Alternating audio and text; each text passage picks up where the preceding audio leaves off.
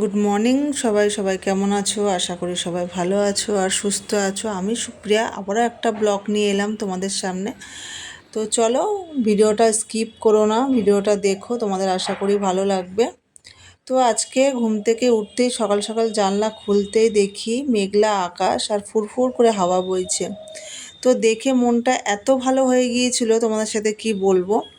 এই গরমের আমেজে যদি এরকম একটু ওয়েদার থাকে ঠান্ডা ঠান্ডা, মনটা খুবই ভালো লাগে। তো সকালবেলায় উঠেই দেখো আমি কুর্তি পরে রেডি হয়ে নিয়েছি।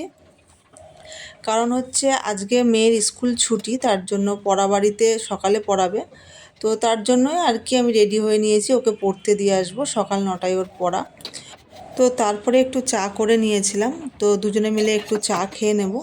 আর যেহেতু একটু হালকা ঠান্ডা ঠান্ডা মানে বৃষ্টিটা হয়েছে, তার জন্য মেয়েরও একটু না মানে ঠান্ডা লেগেছে, সর্দি হয়েছে, তার জন্য আমি একটু চা করে নিয়েছি। তো আমি এখানে বসেই খাচ্ছিলাম, ও ওই ঘরে বসে খাচ্ছিল, বললো মা আমি ওই ঘরে বসে খাবো। তো ওই ঘরে বসেই খাচ্ছিল।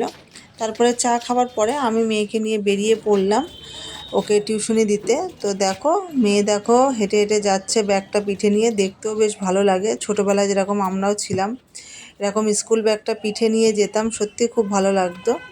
তো তারপরে আমি বাড়ি চলে এসেছিলাম, বাড়ি চলে এসে আমার টুকটাক কিছু কাজ ছিল সেটা করছিলাম। করার পরে তারপরে 1 ঘন্টা পরে আবার মেয়েকে আমি আনতে গিয়েছিলাম টিউশনি থেকে। তো ওকে এনে তারপরে আমি ঘরের কিছু কাজ করে নিচ্ছিলাম, ঘর দোরগুলো ঝাড় দিয়ে নিচ্ছিলাম। ঘর দোরগুলো পরিষ্কার করে নিয়ে তারপরেই আমি রান্নার দিকে যাব আর কি। আর যেহেতু সকাল সকাল উঠলে আমার এই কাজগুলো থাকে, তো ওই জন্য আমার রান্না করতে একটু ছুটির দিনে দেরি হয়ে যায়। যেদিনকে মেয়ের ছুটি থাকে সেদিনকে আমি অনেক রকম কাজ করি সংসারের মধ্যে, কারণ হচ্ছে রোজ রোজ করা হয় না, তার জন্যই। তো সকালবেলা আজকে টিফিনে দেখো আজকে কচুরি এনেছিলাম, তো কচুরি আজকে খাওয়া হয়েছে।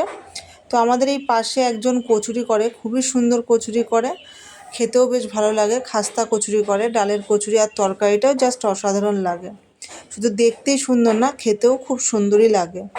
তো তারপরে দেখো মেয়েকেও খেতে দিয়ে দিয়েছি। তো এইদিকে দেখো বাজার করে নিয়ে এসেছি, আজকে নিয়ে এসেছিলাম ভোলা মাছ।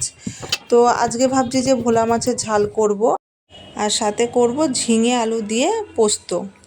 তো তার জন্যই আমি শিলে দেখো মশলাটা বেটে নিচ্ছি। আর এখন যেহেতু আমি শিলটা কিনে নিয়েছি, তো শিলে মশলা বেটে তরকারি রান্না করলে বেশ ভালোই হয় খেতে। তার জন্য আমি চেষ্টা করি অল্প অল্প যে মশলাগুলো সেগুলো শিলেই বাটার, আর যখন বেশি কিছু বাটার থাকে তখন আমি মিক্সচার মেশিনে বাটি আর কি। তো দেখো আমি পরপর দুখানা মশলা করে নিলাম। আর আজকে ভোলা মাছের ঝালটা আমি ভেবেছি সর্ষে বাটা দেবো না, ওটা একটু অন্যরকমভাবে করব। ঠিক আছে, আমার মা ঠিক এইভাবেই করতো। তো তার জন্য আমিও ভাবলাম যে এইভাবেই করব আর কি। তো আদা কাঁচা লঙ্কা বাটা আমি বেটে নিয়েছিলাম সেটা করার জন্য। তো যাই হোক, এইদিকে দেখো আমি আলু ঝিঙের তরকারিটা বসিয়ে দিয়েছি। তো আলু ঝিঙের তরকারিতে তোমরা তো জানোই কিভাবে রান্না করতে হয়, তো তোমাদের সাথে আমি দেখিয়ে দিলাম যে আমি কিভাবে রান্না করি। তো এইদিকে দেখো মাছগুলোকে আমি হলুদ নুন মাখিয়ে রেখে দিলাম। আর ওইদিকে আমার তরকারিটা মানে হয়ে এসছে, আলু পোস্ত তরকারিটা। তো এইদিকে আমি মাছ ভাজাটা করে নেব। আর ভোলা মাছগুলো যেহেতু লম্বা লম্বা ছিল, তো তার জন্য আমি আর ওটাকে কাটিনি, তো ভাবলাম যে গোটা গোটাই করব আর কি। গোটা গোটা বেশ ভালোও লাগে, দেখতেও ভালো লাগে, ওই জন্য গোটা গোটাই আমি রেখেছি, কোনো কাটিনি। তো দেখো মাছগুলো আমি পুরো ভেজে নিয়েছি, দিয়ে এবার ফোড়ন দিয়ে পেঁয়াজ লঙ্কা দিয়ে এটাকে আমি একটু ঝাল মতো করব আর কি। কোনো সবজি বা কিছুই দিইনি আমি মাছের মধ্যে, প্লেন শুধু ঝাল করব। তো সেটাই আমি আজকে ভেবেছি। আর ছোটোবেলা থেকেই আমার ভোলা মাছটা খুবই ভালো লাগে, তার কারণ হচ্ছে এই মাছে কাঁটা থাকে ঠিকই, কিন্তু মাছগুলো বেশ নরমও থাকে। আর মানে গায়ের মাছে খুব একটা কাঁটা থাকে না, একটু ধারে থাকে, তার জন্যই আমার ভালো লাগে মাছটা খেতে বরাবরই। তো রান্না কমপ্লিট হওয়ার পরে চলে গেছিলাম, কিছু জামা কাপড় ভেজানো ছিল সেগুলো কাচলাম। কারণ কালকে যখন মেয়েকে পড়তে দিতে গিয়েছিলাম, তো আসার সময় এতটাই বৃষ্টি হয়েছিল, জল জমে গিয়েছিল, পুরো জামা কাপড় ভিজেও গিয়েছিল। তো তার জন্য সেই জামা কাপড়গুলো আর কি ভিজিয়ে দিয়েছিলাম। তো স্নানের সময় সেগুলো কেচে আমি একেবারে স্নানটা সেরে ফেলি। তো তারপরে দেখো এসে আমি জামা কাপড়গুলো সব মেলে দিই। আর আমার যেহেতু এই ব্যালকানিতে পুরো জামা কাপড়গুলো শুকিয়ে যায়, তার জন্য আমাকে কোনো দিনই ছাদে যেতে হয় না। সত্যি বলতে আমার সারাদিন যে কিভাবে কাটে আমি নিজেও জানতে পারি না। মানে টুকটাক এটা ওটা কাজ করতে করতে আমার দিনটা কেটে যায়।